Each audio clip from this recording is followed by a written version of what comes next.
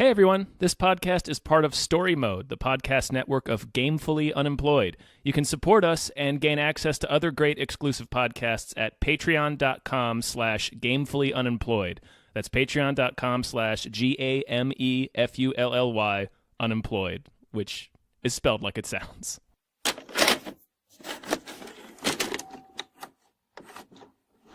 Hi, everybody. Hey everyone, My name is David Bell. I'm Tom Ryman. And we just watched US. Us. US. Yes. Us. Us. Nice. Yeah. They look exactly like us. They think like us. They know where we are. We need to move and keep moving. They won't stop until they kill us. Or we kill them.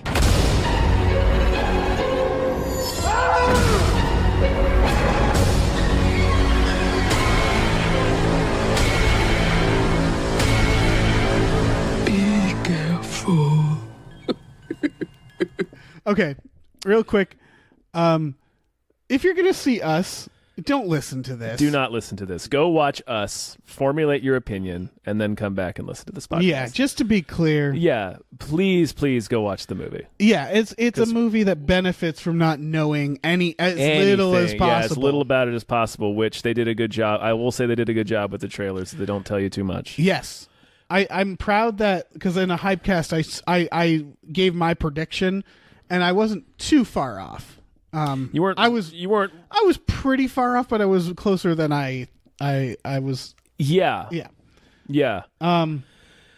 So yeah, now that you've come back after going to see the movie, yes. We're about to spoil the ever-loving balls out of it. Yes. Yeah. So what did you think about it? I liked it. It's not scary. Okay. At all. At all. Really? Really. Okay, I did find parts of it scary. I felt like this is a very good slasher movie. Yeah, I can see that. Well, I found it probably, okay. It's like a mix between a slasher movie and a zombie movie. Yeah, it's a zombie horror. And it's more comedy than horror in a lot of places. Yes, this is all right, the general idea of it gave me chills throughout. A lot of the shit leading up into it, the ominous feeling she was getting of this thing coming to her. Yeah. And then the later twist. The first act is really good. Yeah. The first act was good. I just don't... My main complaint about the movie is I don't think acts 2 and 3 pay off that first act. Okay. It never gets... Like, the feeling of dread that he puts in Act 1, I feel like never pays off. Okay. This is funny, because did you find Get Out scary? I found Get Out more scary than this. I found Get Out less scary. Okay. But I really like Get Out. And it was that I sort of thing. I like where this it was movie. Just like, Get Out was a really good horror, but there's something, it's going back to that specific genre of, having to get out, the escaping type of thing. That movie is profound and terrifying in a different way. Get Out is, but that the scene by scene, we're talking about the scene by scene horror, right? Mm-hmm. Like not the concept or anything. No, yeah, like not that. Conceptually. See, I found this conceptually. There were things that freaked me out. Well, it's very similar because it's about imposters. It's about being replaced. Well, all right. What it's about, I'm very curious. I really want to talk about. Oh, I don't know that it's about it. I don't know that it has a deeper meaning than what it is. Really? Because here's what I read from it. It feels like it's about incarceration. Because the whole point is. That's true. Yeah. That's the title. Us. They're us. When she says, "Who are you?" she says, "I'm an American." Yeah. It's that. It's the. All right, we're getting straight to the twist. Yeah. The twist at the end is the reveal is that the main character was originally the person who is they're mole people. They've been experimented on and they're underground. Well, they're And clones. They're clones, right? And they've escaped, and they've spent years just going insane because they were cloned for some purpose, and then they never were given that purpose, so they've just been tucked away and crazy. And the reveal is that our main character, when she was a little girl, actually switched places. Mm-hmm. So the reveal is that these people who were clones, we've been watching a clone the whole time. Yeah. And we've been sympathizing with her. And it's the idea of being imprisoned. It's the idea that it just changes you, and it's us. It's any of us. Mm-hmm. And that's what I loved about And I really do- like that message. They And do they're wear wearing an orange jumpsuits. Yeah. So like I really liked the message that came from that. That it's sort of nature versus nurture. It doesn't even have to be necessarily about incarceration. That's just the most No, I think that's I think direct comparison. Yeah, no, you're right, and I feel dumb because it's right there. I mean, it's. I say, like, I know what you're talking about, where it's again, like zombie movies don't scare me. No. Either, and so it has that element in it. But when it was just like the specific part was when it's the two annoying friends and they're listening to the Beach Boys. And they do that shot where they look up at their kids, and it goes back down, and then it goes back up, and the doubles are there, and they stab them. There was something so like swift and eerie about that to me. There were a lot of moments like that. Yeah, no, there's good moments. It's a good slasher movie. I think there's good suspenseful moments in it. Yeah, but I get what you're saying. Yeah, like this is. Yeah, like this. I think it's about what personally scares you with stuff like this, because I can see this scaring a lot of people. Mm-hmm. The imposter idea. Yeah. But I can see why you wouldn't find this particularly scary, I guess. Again, it has more comedic beats. Yes. It does a lot of it kind of it pokes fun at the genre. Yeah, it relieves a lot of the tension a lot. Yeah. Where, like, the one I can think of is when she's getting in the car and they're arguing about who will drive, and they're talking about their kill count. The kill count, yeah. That was hilarious, but I was thinking, like, get in the fucking car, you guys. Like, let's go. Let's go. What are you doing? This is funny. This is a good bit, but like, Yeah. it was that thing where it made me be like, okay, well, I'm not worried about these people right now. After a certain point, I wasn't worried about any of them. Okay. And I think that was the biggest problem I had, because Right. I think once, because really the only people who are in danger are the only two people you ever feel are in danger are Lupita Nyong'o and Winston Duke. Right. Like, I never felt like the kids were in danger. Winston Duke, that's the father, right? Yeah. I thought they were going to take him the fuck out immediately. Right away, yeah. It really felt like they were about to do that. Well, Because they made dangle him... they dangle it in front of you for a while, but like once it got to once he killed his double, Right. I was like, oh, he's probably gonna be fine. Like, I stopped being worried about him. Yeah, you know what did that? You know what it was that made me stop worrying about him? And maybe that's because just we've watched so many of these movies, Yeah. is that it was the way he dispatched him. Yeah. He dispatches him like a zombie. Yes. He throws him in the propeller, and it was just like, oh, and when the daughter starts kicking ass, which was awesome. Killing him with a putter. But that was the moment where it was like, oh, this is a zombie movie. Yeah. This is going to be like creative murders. But then it does change, like, because they sort of establish then that these people, they don't actually want to kill everybody. Like, No, they want to make a statement. yeah, they're trying to make a statement. They want to kill. They want to kill their doubles. Yeah, But like they aren't killing each other's because they're doubles. tied to them. Yeah. There's the mythology of the movie. There's my other main complaint. Is that the explanation comes out in a gust of exposition. Yeah, that right was before the that final was sweaty. confrontation. It was real sweaty. It was one of those where it's like, oh, I'm not sure. I get it. Like, this stuff needs to come out. But I'm not sure this seemed, yeah, it's sweaty. It seemed, you haven't seen Coherence yet, right? No. That's a really good movie. I like. I'm just mentioning it because I watched it today, and it's also about doubles. And the exposition. It's another one of those where the exposition needs to get out, but the way the setting is, there's no natural way. So it's literally at one point someone has to read from a book about this subject, and it's like, man, I know why you're getting this out, but this is like, I don't know how to get the exposition out in this one because I get why it was there. Yeah. Because it's just her giving a monologue. Yeah. Her double. Who is sort of... I think you could have cut that speech in half. Yeah, I could see that. I could also see a way to...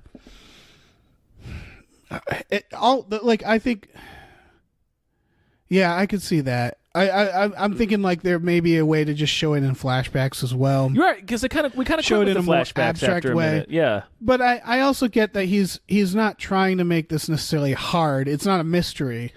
Like that's I think he wants the message to get across because it's an important message. It's only a mystery in as much as part of what's suspenseful about the movie is you have no clue what's going on. Yeah, and it was like I was really excited to know. Yeah, I was very interested to know because I had no clue. Yeah, the opening title thing, the opening text is tunnels. About how many underground tunnels, and that was that moment I was like, oh shit. Yeah, like because that was a hell of a thing to throw at us. Yeah, it's like and it stops on this bolded line. It's like some tunnels have no purpose at all, and then it hangs on that sentence for a second. I'm like, I was amped. I was like, oh sweet, I have no fucking idea where this is going. Although that's when, because the opening is also the opening credits of Bunny Rabbits. The rabbit. And that's when I was like, oh, it is a lab. It's totally a lab, because it was like, we see that, and then she goes in the fun house, and it was like, and then she sees a different version of herself, and it was like, okay, that's a tunnel. That's an entrance. Like, I'd figured that much out early on, where it's like, okay, there is some sort of, because they got the gloves and shit, where it's like, okay, they're not supernatural. They've come from somewhere. Yeah, I still wasn't entirely certain that they weren't supernatural, but well, yeah, I don't underestimate his storytelling in the sense that it's like it could throw you through a huge loop at some point. Because there is a supernatural element. Yeah, there's the sharing a soul. Yeah, they are clones, but in that just vomit explosion of exposition, she explains that they figured out how to make clones, but they were connected to the people still. Like they shared, like they had to mimic, and they had to, like, she called them shadows. They had to like echo what they were doing. Yeah, which was, I really like that scene where it's showing the opening sequence from their perspective underground. Yeah, of her going through the carnival. That was good. Yeah. Man, I liked, again, it's one of those where there's a lot that seems like supernatural or weird that does make sense with the reveal, like the idea that they've all gone crazy. Yeah. So it's like they're acting so fucking weird, and they seem like bizarro versions of each other. Yeah, that's exactly what they're. Yeah, they're all bizarro Superman. Yeah. Because they try to do. Oh, I can't believe we gotten this far. Fucking Tim Heidecker is in this. Yes. Fucking Tim and Eric is in this movie. He kills it. Yeah, it's pretty good. Yeah. So each person, I'm gonna say I thought all the performances pretty much killed it. Lupita Nyong'o is amazing. Yeah, she's holy shit. The way, like the voice she does as the shadow person was like close to being ridiculous, but like worked really well. But that coupled with the way she moved as the shadow person. Yes, the way she moved. She moved like a dancer. And then, which is a big tip. Yes. Toward what the twist is in the end. And then the voice is like, oh, she fucking choked her out. Yep. Yeah, that's great. Yep. That she talks like it's exactly what you're saying, where it's almost like a fairy tale voice of something evil, where it's like it's almost a kid-ish portrayal of evil, but it's because of that it's like creepy. It's really creepy, and then it has a reason. And particularly like this is a movie that every single thing that happens is foreshadowed. Yeah. So this is a movie that is definitely going to be fun to watch again. Yeah, and that was Get Out as well. Where Yeah. It's like, But so I'm thinking back at, she only does it the first time she speaks as the shadow person. Yeah. But she's constantly gulping for air as if she can't quite get the air. And that's, Yes. of course, letting us know that she got choked the fuck out. yeah, there's oh my God, I just realized how she dies in this. Yeah, she gets choked Yeah. the fuck out. There's definitely a fucking, like, Jordan Peele has this great thing with both this and Get Out where these like creepy non sequiturs, like these things that you would accept in a mediocre horror movie as just being creepy, end up having a fucking reason behind them, and the reasons are always kind of normal. Like they make a lot of sense in a very human way. Yeah. I'm thinking of the grandpa in Get Out who just wants to run. Yeah. But then when you see it, he looks like a maniac, and then you find out what it is, and you're like, "Oh, that makes perfect sense." Like Yeah. that. Yeah, I love that. Yeah, there's a lot of that in this. Yeah. Although the one thing, oh no, I guess it sort of makes sense. The son who's mirroring the other son, they don't. None of the other ones really mirror each other, in that way. Not, I mean, figured none it of the was- other people in the family do. Like, I guess there's not that much of a need to explain not that much. I just took it as he's the youngest, so he's not quite learned how to not do it. You're right. And he you're also right. really disfigured himself, so he's probably even further damaged. Oh shit. Oh yeah, you're right. That's Yeah. It's he's too young to know to do any better. How did he disfigure He himself? burned himself. But like, did we ever see the moment, because they mirror each other? Do we ever see the moment? Like, do we ever know? We don't know the moment that he's mirroring of the regular son's life. I assume it had to do with that Yeah. lighter trick. Yeah, it's the inverse of it. Yeah. Like, he can't get it to work, and then that kid is just obsessed with fire. Right. Yeah. Makes sense.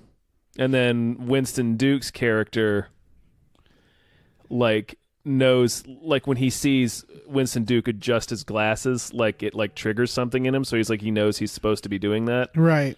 So, which is kind of what keeps him from getting killed, because like he's gonna kill him, and then he adjusts his glasses, and that like fucks him up. So he like staggers over him to take Winston Duke's glasses from him to put him on, because he knows he's supposed to do that. Right. And it like buys him enough time to get further away. Oh no, yeah. And then he just knocks him out anyway, and he's gonna throw him out on the boat, He's gonna jump in the. dump him out on the That boat. was so weird.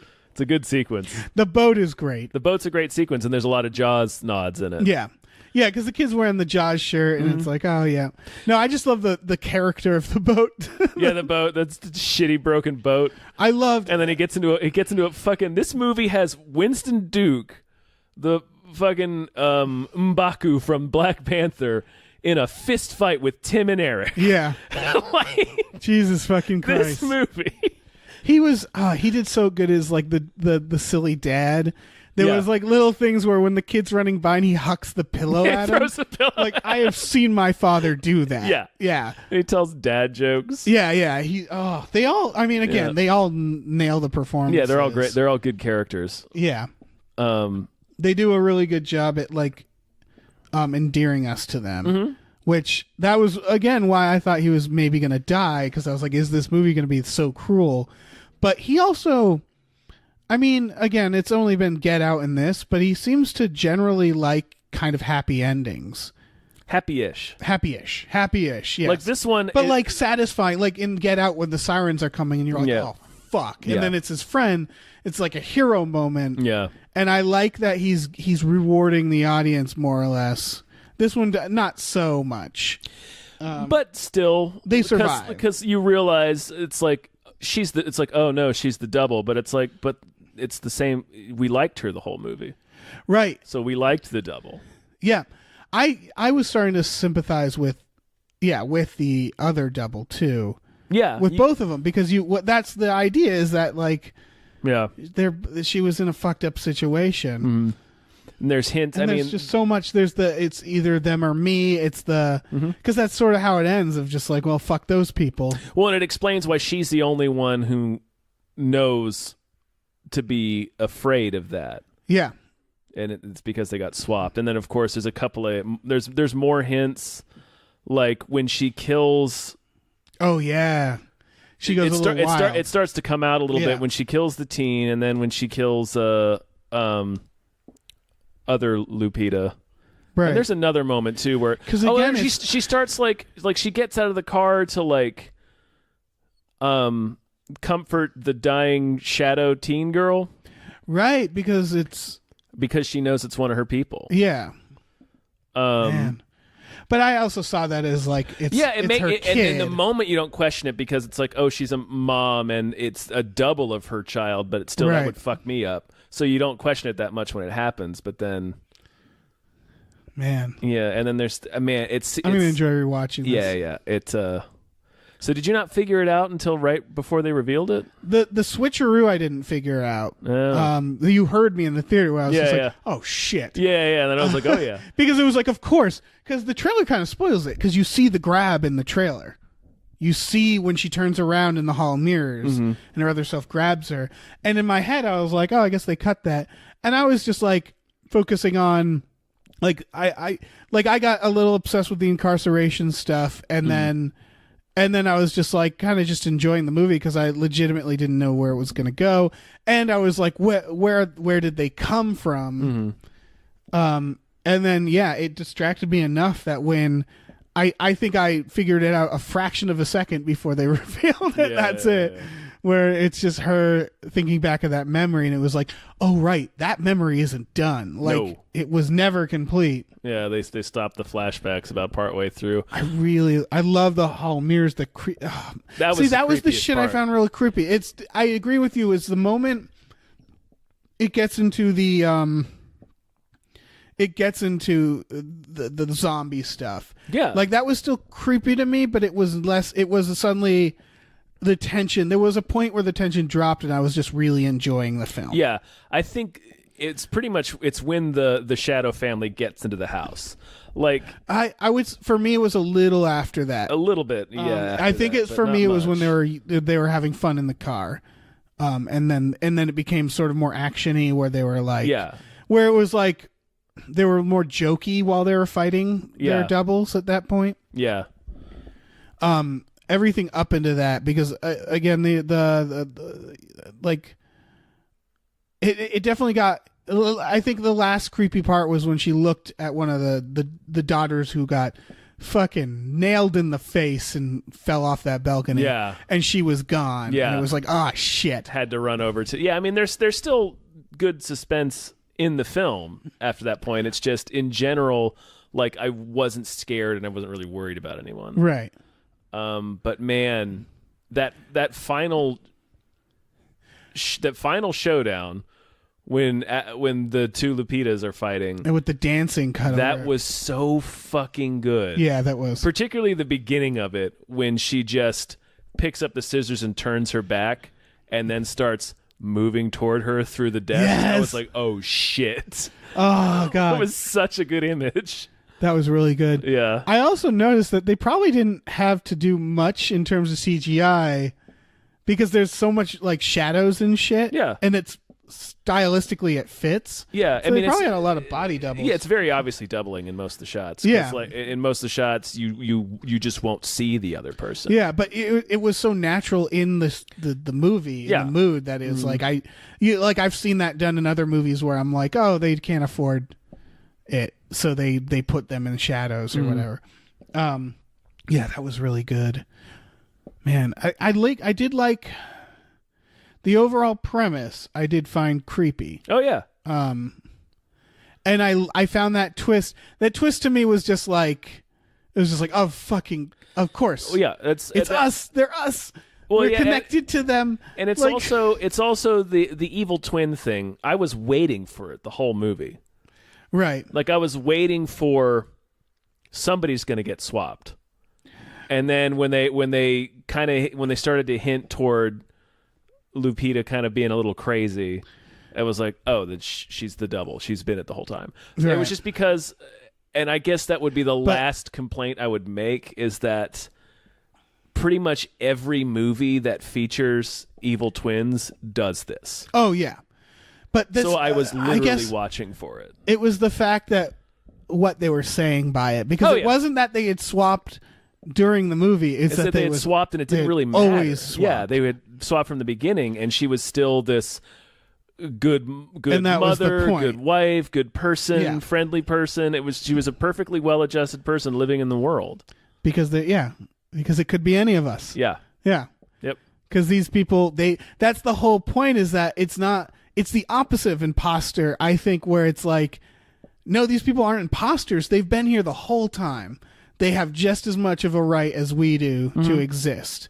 And they're being treated this way, where they're being tucked away, not seeing the sunlight. Like I loved that idea. And again, it's like a haunting idea because of what it reflects in our regular society. Yeah. Where it's like, yeah, they're Americans. Like they were, yeah.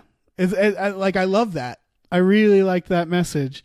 And I love the fucking hands across America as the way to do it. That was the last real big tip. Oh yeah. It's because they showed us the commercial at the beginning of the movie for Hands Across America. Where it's like, where the hell did they learn that? Yeah. And it's because that was the shirt she was wearing underneath the Thriller shirt. She's clone Neo. Mm-hmm. Yeah. Also, the paper doll imagery. It's the Hands Across America. It's Hands Across America, and it's also the first shot we see of the movie in present day are the stick figure families in the back of the car. Same thing. Jesus. And again, the hands across, it's the unity thing. It's the fucking tying it all together. God, I'm really excited to watch this movie again. And the other thing I noticed is that the opening credits push out. Like it starts tight in on the rabbit, and then it pushes out, and then it cuts to the trees, and it's pushing out across the trees. Right. And then in the end, it pushes back in. Yeah. And then so we're going back over. I don't know what that means. It was just a stylistic choice. Yeah, that could just be cinematic. It. Yeah, and then the beginning's bookended too. That television is bookended by videotapes that are relevant. Wait. There's definitely, I saw Toxic Avenger is relevant. Chud. Yeah, Chud. Well, when they did the title where they said about underground shit, and then they were showing Chud. I was just like, yeah, okay. Yeah, The Right Stuff. Yeah. Which is a dual tape. It's 2 tapes. That's true. Oh man, The Goonies. Is The Goonies on there? The Goonies was on there, and she literally says, "It's our time." Yeah, you're right. It's our time down here. Down here. Yeah, she says it. Oh my god. And it's the Goonies is of course about the going underground and shit. Yeah. Yeah, it's. I'm really excited to watch this movie again. Yeah, me too. Oh man, I think that incarceration thing changes it quite a bit for me. Yeah, definitely watch it again with that in mind, because it was like, because I didn't read any reviews in this, but I went on the assumption that I think that Jordan Peele, I've said this before, I'm nervous that he's going to accidentally pigeonhole himself to always need to make a message, a profound message, or a twist. He's going to Shyamalan himself. Mm-hmm. So I would have been satisfied if this was just a fucking straight up horror movie, where it was like there was nothing more to it. In many ways, I think in many ways it is. In many ways, that's the same with Get Out. Get Out is pretty straightforward, but there's just layers to it that you can choose to ignore, and the movie's still great. You can. It is still about fetishization and like just on its face. But like if you showed that movie to a child, no idea why you'd do that, right? Without any context of this stuff, they would still find that a very effective horror movie. Yeah, and then I just think in this movie it's much more subtle. Okay, yeah. Because, I mean it's. Yeah, I do feel like a dummy because they're right there in the orange jumpsuits and they're literally in a prison, but they focus so much on the fact that they share a soul and that they're an exact copy of another person that's out in the world, and they have to kill that person. Right. I think it's more broad than that. It can be, because it's almost just empathy in general. It's like you can apply it to like mental health. You could apply it to a lot of things where poverty, where it's the idea that it's just we're all the same, and if you were born into this situation, you would be that too. Yeah. And to have that empathy. Or else they're going to stab you with a scissors. Yeah, and the scissors is a duality too. Yeah, that's true. You need both. Yeah. Where things. where did they get those goddamn scissors? I don't know. Where'd they get the driving gloves and the jumpsuits? There's got to be a reason. I don't know. I'm trying. Man, I get, because this is also a movie where, like that exposition scene where it's like, I don't need to know too much. Yeah. Because I'm happy if it's one of those things where, like, it's a rule with writing is like the writer should know everything, every detail if they can. They don't have to tell you it all. You just have to, there has to be a consistency there. And so I would have been fine like that. Where do they get the gloves? Where do they get the scissors? I'm sure there's an answer to that because I trust Jordan Peele to not be that random, you know, without a reason. But yeah, I can't think of a fucking reason that movie. I can't. Fucking riding gloves. Yeah, they're wearing the one glove, like Michael Jackson. Yeah, some Michael Jackson references in this. Yeah, which were not the best timed references. Bad timing. They give the girl a Thriller shirt at the beginning. And they're like, "Do you think it's too scary for her?" And it's like, "Yeah, I think it's too scary for her." Yeah, it is. But that's fine. It's supposed to be. They throw the 80s at you there. Yes. I don't know, the costume designer did this or whatever, is that the guy running the one of the carnival games has a Black Flag shirt. And then one of the twins And does. one of the twins has a trendy Black Flag shirt. Yep. Like, that was great. Yeah, I did appreciate that. Yeah, there's a lot of little things like that I want to go back and look at. Yeah, what's some other stuff? The ambulance is foreshadowing, I guess? The ambulance is foreshadowed. She handcuffs... Shadow Lupita handcuffs main Lupita to the table with the same pair of handcuffs that she used on her. Yep. And then kills her with them. Yep. Yeah. Jesus. And the handcuffs are very much incarceration as well. Yeah. She's wearing Lupita's wearing a bracelet the whole movie that it's subtle, but it kind of looks like a manacle. I could see that. Yeah. There's a lot. There's a lot. The coat. The boat was named Biatch, I think. The friend's boat. Tim Tim's Heidecker boat. Yeah.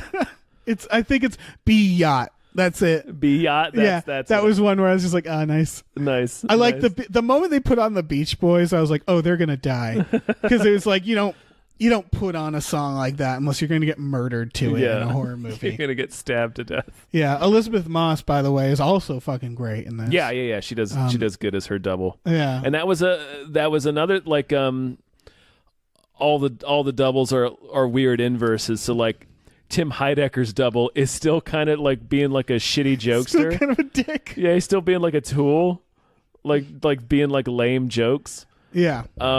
Elizabeth Moss we only get one scene with her before the murder scene, but we find out that she had plastic surgery done, and she's like, "Oh, I could have been an actress and everything." And her double will just like cut her own face. Yeah. Like she just starts cutting. And she does put on the makeup as well. Uh-huh. I like that because that was those scenes where she's talking about the plastic surgery and stuff, and I was like, I know this is going to matter. Because we see in the trailers that there's like evil versions of them. I knew there was at least evil versions of them from the trailer as well. But they do a good job at, like, even with those side characters, kind of giving you the gist of, like, yeah, they're inverse. Yeah. They're bizarro. Yeah, the bizarro. Oh, man. But are they inverse, or again, it's just that they were in a situation that, like, they've just gone insane in a way that it's that idea, it's the same soul in two different scenarios. So it's like this is that same soul, but tortured for that many years as opposed to living their life free. That's what yeah. God damn. Some good shit. Yeah. Some good shit. Some real good shit. Some real good shit. Because it's basically, it is Bizarro. It's almost like it's alternate universe. It's multiverse. This is the same soul, same person, but if their paths went, it's when Riker finds a different version of himself that's been on a planet stranded for years. Yeah, and absolutely, it's the same thing. Yeah, it is. No, that's the idea. No, I know. Because he find out that I'm going to talk about this. I don't care. He transported down to this planet, and when he transported up, part of him, like this was like a decade ago from when the show takes place. Part of him came up, and the other part stayed down there. So then they find him again after all that time. So it's like. It's split, so it's the same soul, same person, two different timelines. Yeah. It's The Enemy Within in the original series. Yeah. And then the Lost in Space movie. Yes, it is the Lost in Space movie for sure. With which I love because it's a creepy. It's that. Damn it! I want to talk about the movie Coherence, but you haven't seen it yet. I haven't, because it also deals with that idea where your worst enemy is. It's like it's sort of yourself, where it's that knowledge that inside of yourself everybody is something dark, and like it just takes a certain combination of things for that dark thing to come out. Yeah. And that's what we're seeing is all the versions of ourselves with the darkest of timelines applied to it. Oh man. Yeah, I'm really excited to watch this again. For sure. Yeah. The score I thought was really good. Oh yeah, do you know who did the score? Like Michael Abel or something. Really? I specifically looked for the name and didn't recognize it. It felt very much like a classic horror score, but not copying anything. No, it was very original and very good. I enjoyed it a lot. Jordan Peele definitely his style, because that was the thing about the titles, the pulling out.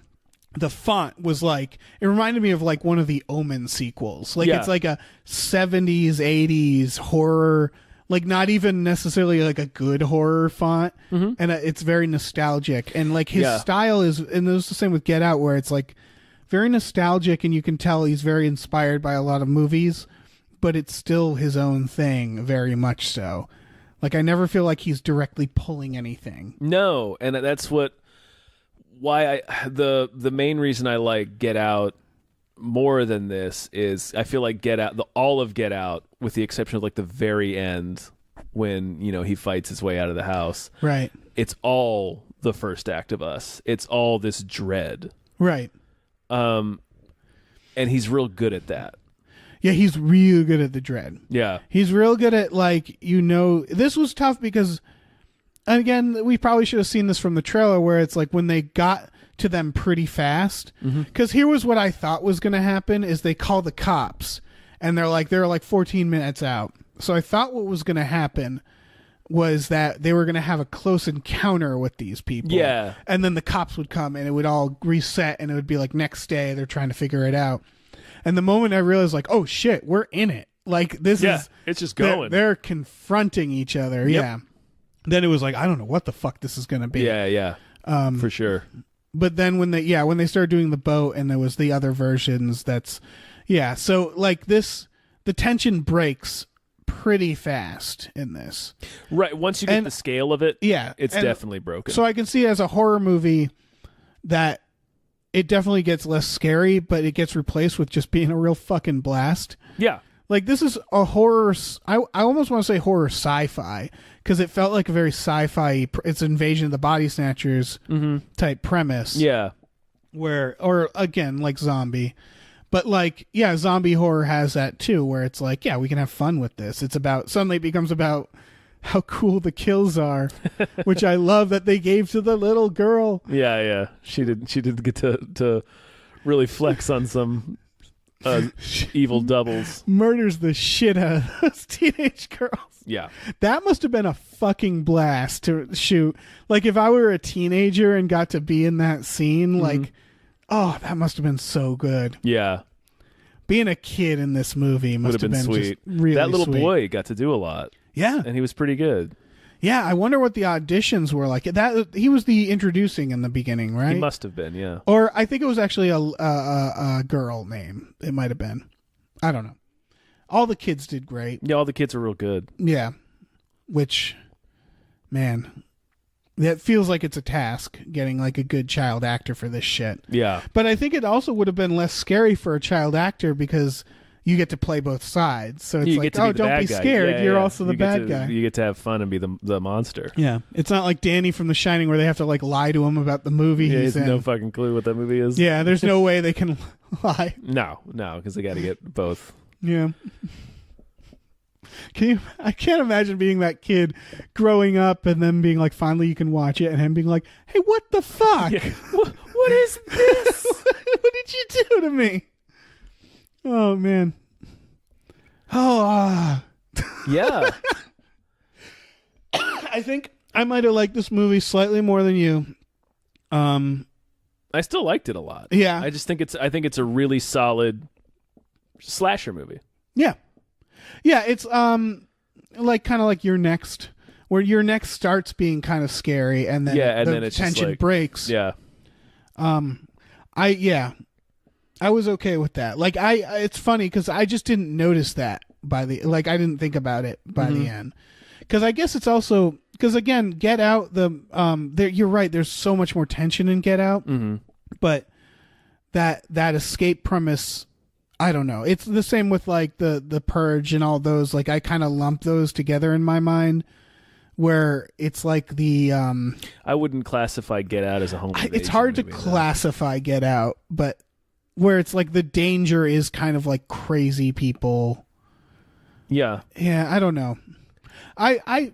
It's also again the It's a bit people, of Texas Chainsaw in Get Out. It's also as like well. the people we are. Like I felt great dread at the beginning of this movie. Yeah, like I said, the first act of this movie is scary. Which is impressive to me because I'm just pretty fucking calloused over when it comes to horror. That's what I'm thinking too, is like I'm trying to think of what does scare me horror wise, and it's not that much anymore. No, but that's because I've watched so many. Yeah, I liked the making the House of Mirrors Oh God.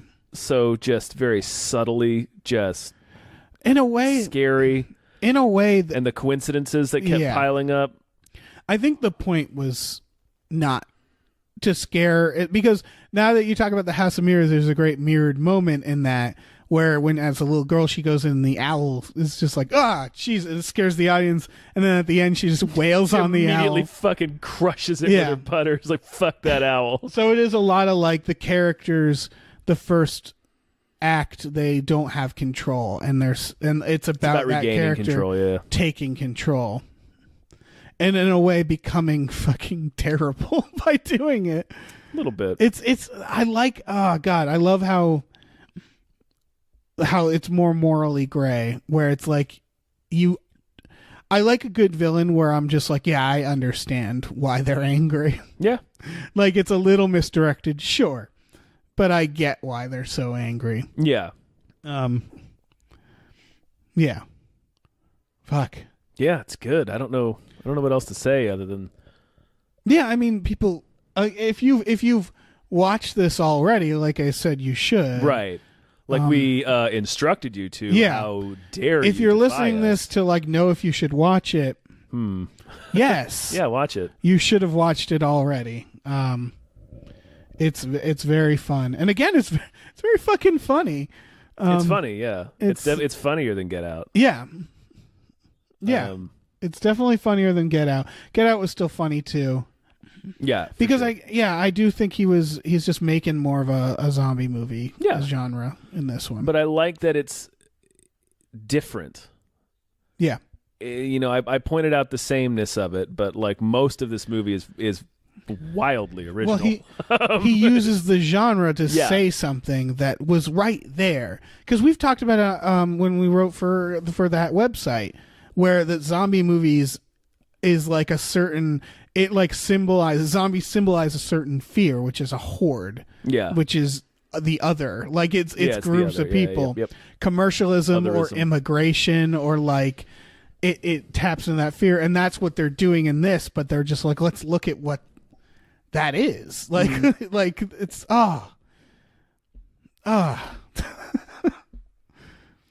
yeah, I'm excited to watch this again. Same. Yeah. All right. Yeah, I think that's a so. I think that's a sode. Good film. Good film. Good film. Yeah. I'm very excited about. Yeah.